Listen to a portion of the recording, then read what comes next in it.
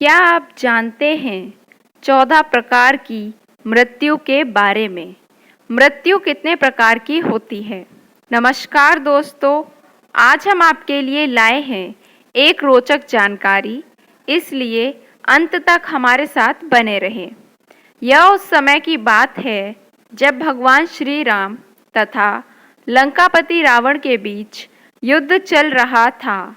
श्री राम ने बाली के बुद्धिमान तथा बलशाली पुत्र अंगद को युद्ध के लिए भेजा। रावण और अंगद के बीच संवाद में मृत्यु के 14 प्रकारों के बारे में चर्चा हुई। तो आइए हम भी जानें कि क्या है मृत्यु के ये 14 प्रकार। दोस्तों, जब भगवान राम ने बाली के बुद्धिमान तथा बलशाली पुत्र अंगद को युद्ध के लिए भेजा, तब अंगद ने रावण से कहा, तू तो मरा हुआ है, मरे हुए को मारने से क्या फायदा? रावण बोला, मैं जीवित हूँ, तेरे साथ युद्ध कर रहा हूँ, मरा हुआ कैसे? अंगद बोले, सिर्फ सांस लेने वालों को जीवित नहीं कहते, सांस तो लोहार की धौंकनी भी लेती है। इस तरह उस समय अंगद ने एक श्लोक सुनाकर रावण को मृत्यु के 14 प्रकार बताए, जो इस प्रकार हैं। कौल काम्बस कृपिन विमूढ़ा, अति दरिद्र अजसी अति बूढ़ा, सदा रोग बस संतत क्रोधी, विष्णु विमुख श्रुति संत विरोधी, तनु पोषक निंदक अग खानी, जीवत शव सम 14 प्राणी। आइए अब इसका अर्थ समझते हैं। 1. कामवश। पहला है कामवश, अर्थात जो व्यक्ति अत्यंत भोगी हो, सदैव काम वासना में लिप्त रहता हो तथा जो संसार के भोगों में उलझा हुआ हो, वह मनुष्य मृत समान है, जिसके मन की इच्छाएं कभी खत्म नहीं होती और जो प्राणी सिर्फ अपनी इच्छाओं के अधीन होकर ही जीता है, वह मृत समान है। वह अध्यात्म का सेवन नहीं करता है, सदैव वासना में लीन रहता है। 2. वाम मार्गी। जो व्यक्ति पूरी दुनिया से उल्टा चले, जो संसार की हर बात के पीछे नकारात्मकता खोजता हो, नियमों, परंपराओं और लोक व्यवहार के खिलाफ चलता हो, वह वाम मार्गी कहलाता है। ऐसे काम करने वाले लोग मृत समान माने गए हैं। 3. कंजूस। अति कंजूस व्यक्ति भी मृतक के समान ही है। जो व्यक्ति धर्म कार्य करने में, आर्थिक रूप से किसी कल्याणकारी कार्य में हिस्सा लेने में हिचकता हो, गरीबों वंचितों को दान करने से बचता हो, ऐसा आदमी भी मृतक समान ही है। 4. अति दरिद्र। गरीबी सबसे बड़ा श्राप है। जो व्यक्ति धन, आत्मविश्वास, सम्मान और साहस से हीन हो, वह भी मृत ही है। अत्यंत दरिद्र भी मरा हुआ है। गरीब आदमी को दुत्कारना नहीं चाहिए, क्योंकि वह पहले से ही मरा हुआ होता है। दरिद्र नारायण मानकर उनकी मदद करनी चाहिए। 5. मूर्ख व्यक्ति। अत्यंत मूढ़ यानी मूर्ख व्यक्ति भी मरा हुआ ही होता है। जिसके पास बुद्धि विवेक ना हो, जो खुद निर्णय ना ले सके, यानी हर काम को समझने या निर्णय लेने में किसी अन्य पर आश्रित हो, ऐसा व्यक्ति भी जीवित होते हुए मृतक के समान ही है। मूढ़ अध्यात्म को नहीं समझता। 6. कुख्यात। जिस व्यक्ति को संसार में बदनामी मिली हुई है, वह भी मरा हुआ है। जो घर परिवार, कुटुंब, समाज, नगर, राष्ट्र किसी भी इकाई में सम्मान नहीं पाता, वह व्यक्ति भी मृत समान ही होता है। 7. रोगी। जो व्यक्ति निरंतर रोगी रहता है, वह भी मरा हुआ है।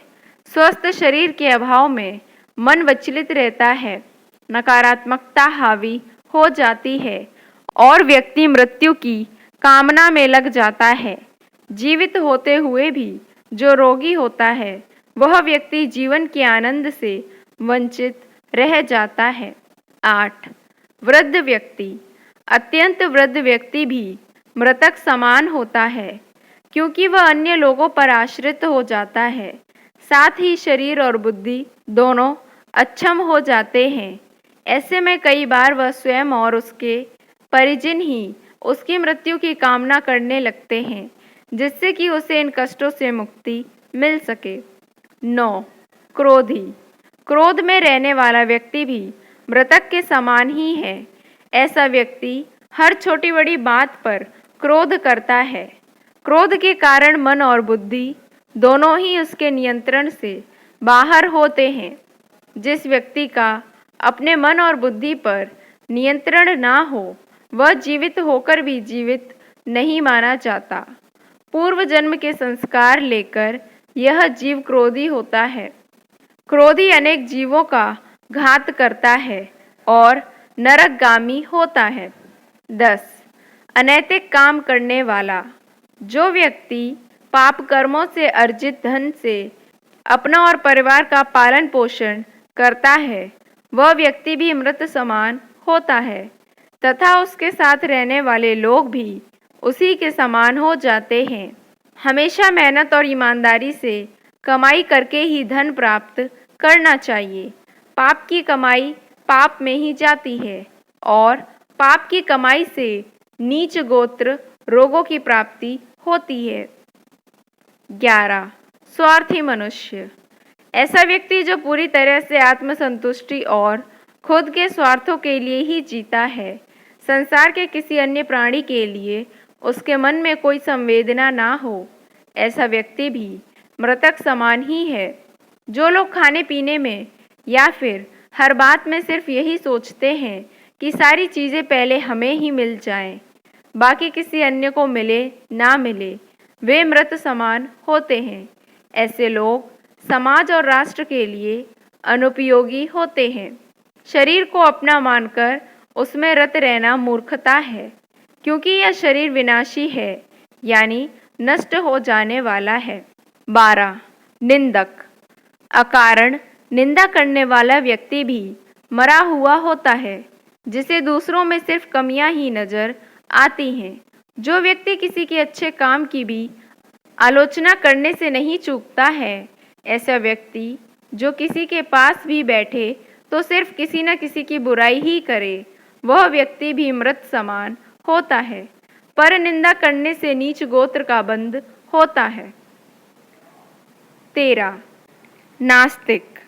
जो व्यक्ति ईश्वर यानी परमात्मा का विरोधी है, वह भी मृत समान है। जो व्यक्ति सोच लेता है कि कोई परमत्व है ही नहीं, हम जो करते हैं वही होता है, संसार हम ही चला रहे हैं, जो परम शक्ति में आस्था नहीं रखता, ऐसा व्यक्ति भी मृत समान माना जाता है। 14. धर्म विरोधी। यह मृत्यु का 14वां तथा अंतिम प्रकार है। जो व्यक्ति संत ग्रंथ तथा पुराणों का और अपने धर्म का विरोधी है, वह भी मृत समान है। श्रुत और संत समाज में अनाचार पर नियंत्रण यानी कि ब्रेक का काम करते हैं। अगर गाड़ी में ब्रेक ना हो तो कहीं भी गिरकर एक्सीडेंट हो सकता है। वैसे ही समाज को संतों की ज़रूरत होती है, वरना समाज में अनाचार पर कोई नियंत्रण नहीं रह जाएगा। अतः मनुष्य को उपरोक्त दुर्गुणों से यथासंभव दूर रहकर स्वयं को मृतक समान जीवित रहने से बचाना चाहिए। धन्यवाद।